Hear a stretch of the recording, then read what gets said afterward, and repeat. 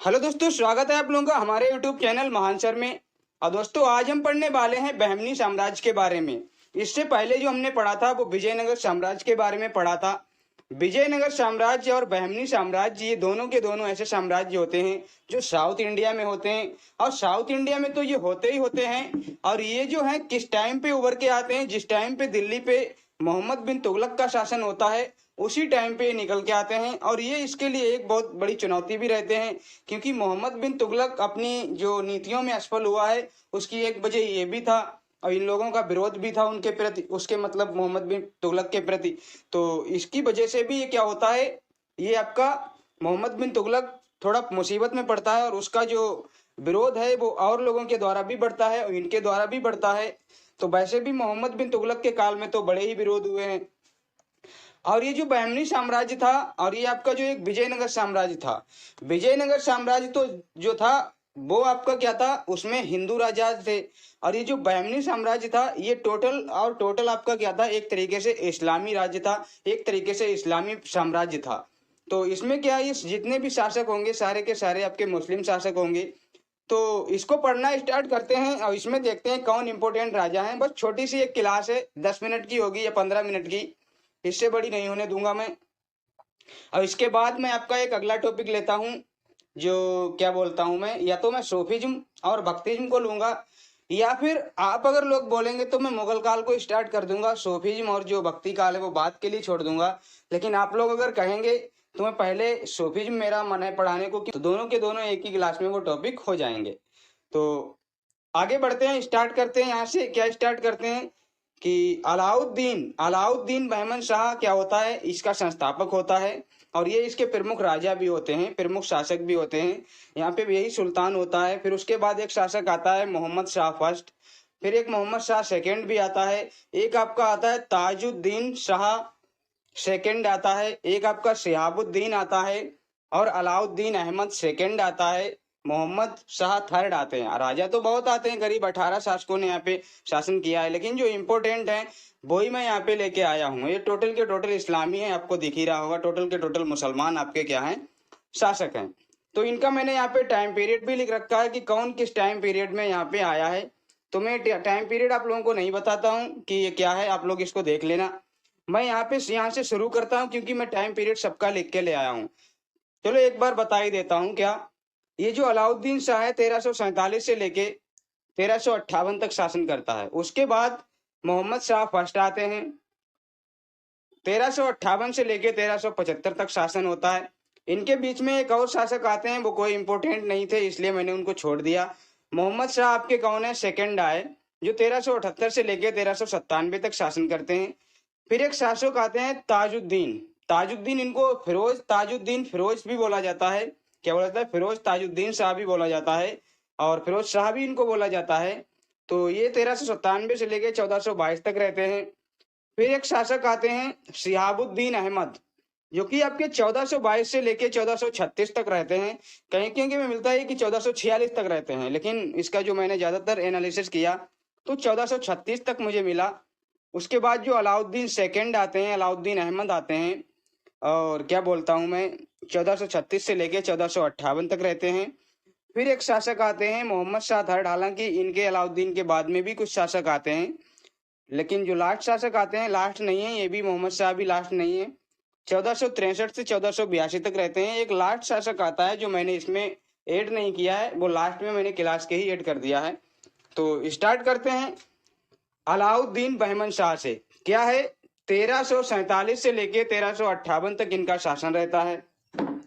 और ये जो स्थापना इनकी होती है ना, ये 1347 में होती है, और अलाउद्दीन बहमन शाह के द्वारा होती है इस बहमनी साम्राज्य की स्थापना, जो कि मोहम्मद बिन तुगलक के समय में एक तरीके से होती है, क्योंकि मोहम्मद बिन तुगलक का शासन 1325 से लेके 1351 तक रहता है दिल्ली पर। और वो इसके कनेक्शन इसलिए क्योंकि ये दौलताबाद, जो मतलब होती है ना, वो राजधानी होती है, अपनी कैपिटल ट्रांसफर करता है ना देवगिरी, तो उसके लिए इसको थोड़ा मतलब क्या होता है, इससे रिलेट करते हैं।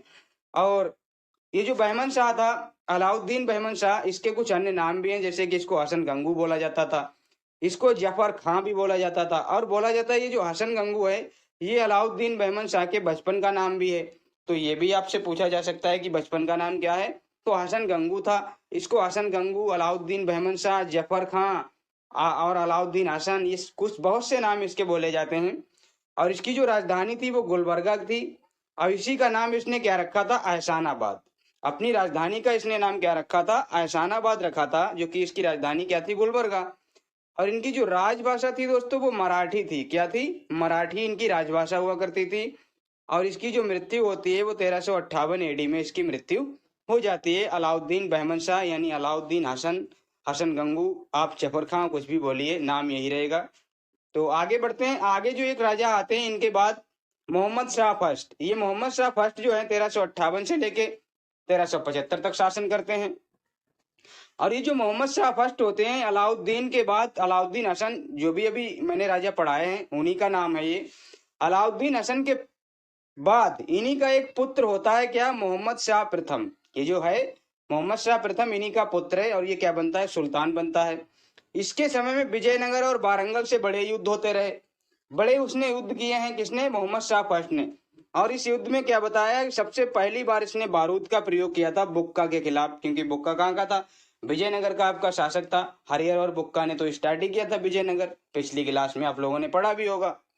तो बुक्का के खिलाफ इन्होंने पहली बार क्या किया था, बारूद का प्रयोग किया था। अधोनी के युद्ध में मैंने आपको बताया था। और एक जो फिर और शासक आते हैं, क्या है, ताजुद्दीन फिरोज शाह। अभी मैंने बताया था ताजुद्दीन के बारे में। तो ताजुद्दीन फिरोज शाह जो शासक आते हैं 1397 से लेके आपके 1422 तक रहते हैं। कब तक रहते हैं, 1422 तक रहते हैं, यानी 25 वर्ष का शासन इनका रहता है। और इनके जो प्रमुख कार्य हैं वो आप लोग देख लीजिए। जैसे कि इन्होंने दौलताबाद में एक वेधशाला का निर्माण कराया। और ये विभिन्न भाषाओं का विद्वान भी था और ज्ञाता भी था, बड़ी भाषाओं का, जैसे कि आपका अरबी, फारसी, उर्दू, कन्नड़, तेलुगु, तुर्की, मराठी, इन सभी भाषाओं का। और ये मतलब गणित का, तर्कशास्त्र का, सभी का ये क्या था, एक तरीके से ज्ञाता होता। क्योंकि जो इन भाषाओं का ज्ञाता होता है वो लगभग लगभग बहुत सी भाषाओं का क्या होता है, ज्ञाता होता ही है। और इसने क्या किया था, इसने वही काम किया था जो अकबर ने फतेहपुर सीकरी में किया था। उसी की तरह इसने भीमा नदी पर एक फिरोजाबाद नगर बसाया था।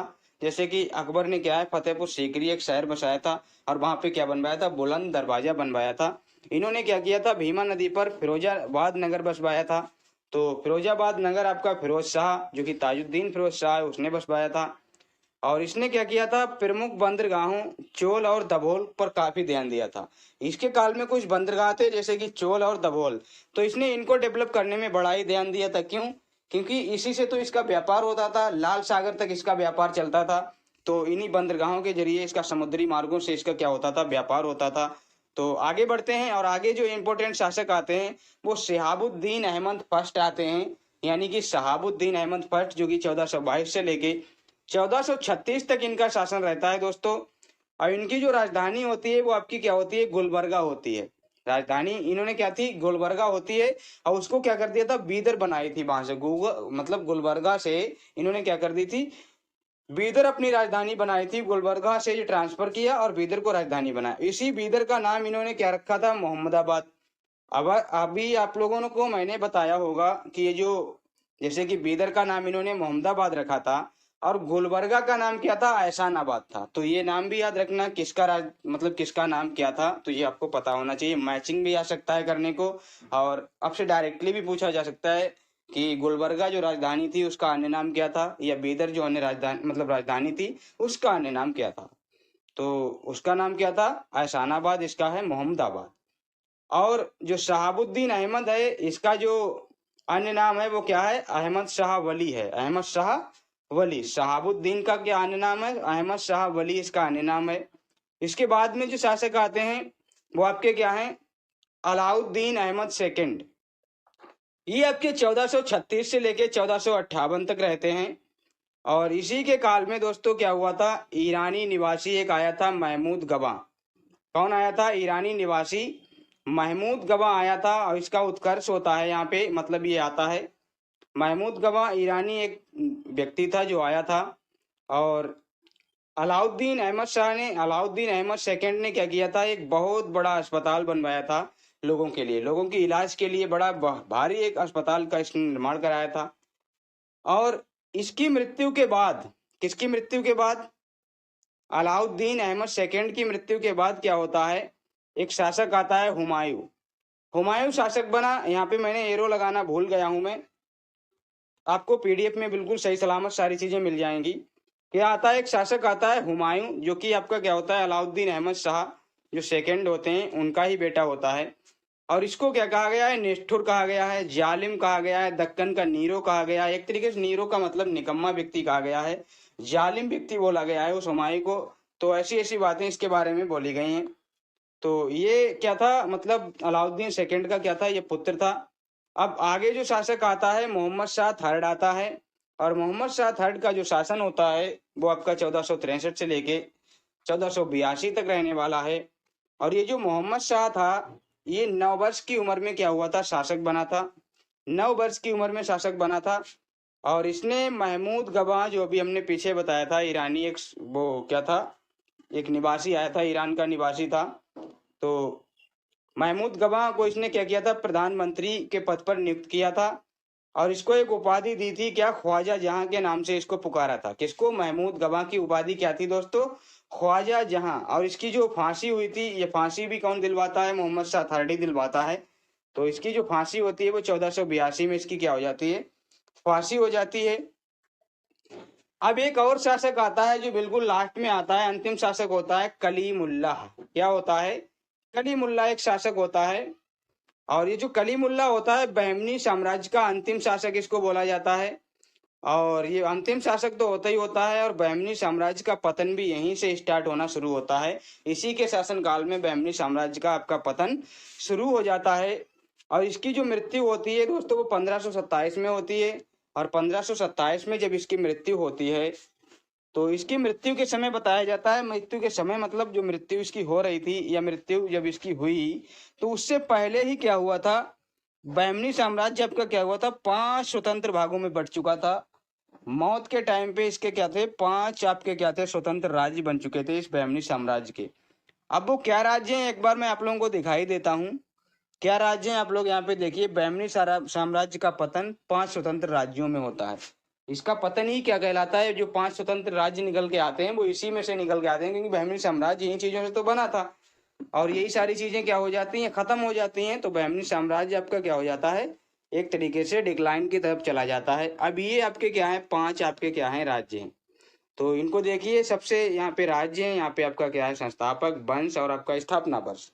देखिए यहाँ पे क्या है, एक पहला राज्य आपका बीजापुर। और बीजापुर, जो बीजापुर है, इसके जो संस्थापक थे कौन थे, यूसुफ आदिल शाह थे। और यही वो एक चीज मैं आप लोगों को और रिकॉल करा देता हूँ, यही वो आपके क्या है, राज्य हैं। यही वो राज्य हैं जिन्होंने आपका क्या है, हरिहर और बुक्का के जो विजयनगर साम्राज्य है उसमें क्या है, एक युद्ध किया था जिसमें तालीकोटा के युद्ध बोलते हैं। राम राय के साथ होता है, सदाशिव राय शासक होते हैं और राम राय के साथ युद्ध होता है तालीकोटा का। तो उसमें ये सारे के सारे राज्य शामिल थे, सिर्फ आपका बरार शामिल नहीं था, ये मैंने आपको बताया भी था। तो क्या होता है, बीजापुर के जो संस्थापक होते हैं यूसुफ आदिल शाह होते हैं। और इनका जो वंश कहलाता है वो आदिल शाह वंश कहलाता है। आदिल शाही यहाँ पे शायद होना चाहिए था, क्या, आदिल शाही वंश। और ये 1489 में इसकी स्थापना हो जाती है, किसकी, इस बीजापुर साम्राज्य की, बीजापुर राज्य की। और एक आपका अहमदनगर होता है, ये भी एक स्वतंत्र राज्य होता है जो कि बहमनी साम्राज्य से ही निकल के आता है। इसके जो संस्थापक होते हैं मलिक अहमद होते हैं। और इनका जो वंश कहलाता है वो निजाम शाही कहलाता है। ये 1490 में इनकी स्थापना कर देते हैं। बरार आता है, बरार का जो शासक होता है फतेहुल्लाह इमाद शाह होता है। और इसका जो वंश होता है इमाद शाही कहलाता है। और ये भी 1490 एडी में आपका क्या होता है, स्टेब्लिश होता है। फिर एक और शासक आता है जिसे मतलब जो राज्य है गोलकुंडा, वहां का एक शासक आता है कुली कुतुब। क्या है, कुली कुतुब शाह होता है, कुतुब शाही इसका वंश कहलाता है। ये 1500 आपका क्या है, 12 में आता है, 1512 में इसकी स्थापना कर देता है। इसके बाद एक शासन आता है, एक राज्य आता है आपका बीदर। और बीदर का जो संस्थापक होता है अमीर अली बरीद, तो इसलिए इसको बीरद कहा जाता है। इसको बरीद शाही क्या है, वंश भी कहा जाता है। ये 1526 में जब बाबर भारत पे आक्रमण करता है, बाबर का पहला आक्रमण होता है पानीपत का, उसी टाइम पे ये क्या करता है, बीदर का निर्माण दक्षिण भारत में हो चुका होता है। तो ये 5 राज्य थे जिनके बारे में मुझे बताना था। अब यहाँ पे मैप में आप लोग देख लीजिए, ये आपके क्या है, पांचों के पांचों यहाँ पे राज्य आपको मैं दिखा देता हूँ। जैसे कि ये क्या है, बहमनी साम्राज्य यहाँ पे लिखा है, ये आपका क्या है। अब ये देखिए, ये आपका अहमदनगर है, ये आपका बीजापुर है, और ये आपका क्या है, बीदर है, ये आपका बरार है, ये आपका क्या है, गोलकुंडा है। तो ये 5 स्वतंत्र राज्य हैं जिनमें ये आपका टूट जाता है कौन, बहमनी साम्राज्य। तो आज की जो क्लास थी दोस्तों वो आपकी यहीं तक थी, छोटी सी क्लास थी आज की। तो क्लास आपको कैसी लगी है, अगर अच्छी लगी है तो वीडियो को लाइक करें और हमारे चैनल को सब्सक्राइब कर लें और बेल आइकन को भी प्रेस कर लें ताकि वीडियो को नोटिफिकेशन आप लोगों को मिलता रहे। और अगर आप लोगों को पीडीएफ चाहिए तो पीडीएफ के लिए आप लोग हमारे टेलीग्राम चैनल महान सर को ज्वाइन कर सकते हैं, जहाँ पे आपको इसकी क्लास की पीडीएफ हूबहू मिलती है। और इसका पीडीएफ का लिंक तो मैं डिस्क्रिप्शन में भी दे देता हूँ, कभी कभी नहीं भी देता हूँ, लेकिन वो बाद में डाल देता हूँ। तुरंत आप देखेंगे वीडियो तो शायद भी ना मिले, लेकिन बाद में 1-2 दिन के बाद आपको क्या है, उसका लिंक उसमें मिल जाता है, तो वहाँ से भी डाउनलोड कर सकते हैं। तो अगली क्लास बताइएगा दोस्तों किस टॉपिक पे लाना है, क्या मुगल साम्राज्य को स्थापित किया जाए या फिर एक बार भक्ति आंदोलन की जो वीडियो बची है, एक ही वीडियो होगी उसकी, भक्ति आंदोलन और आपके सोफिज्म की, एक ही वीडियो में 30-40 की मिनट की बना दूंगा जिसमें आपका पूरा का पूरा कवर हो जाएगा। तो आप लोग कमेंट करके बताइएगा कि मुझे क्या अगली क्लास में लेके आना है, और आप जल्दी इसका रिस्पॉन्स दीजिएगा ताकि मैं उसका कंटेंट तैयार करने लग जाऊँ, क्योंकि मेरे पास कोई कंटेंट तैयार नहीं रहता, मैं तैयार करता हूँ डेली के डेली बेस पे और उसको अपलोड करता हूँ आप लोगों के लिए। तो मिलते हैं नेक्स्ट वीडियो में आपके मुताबिक, तब तक के लिए धन्यवाद।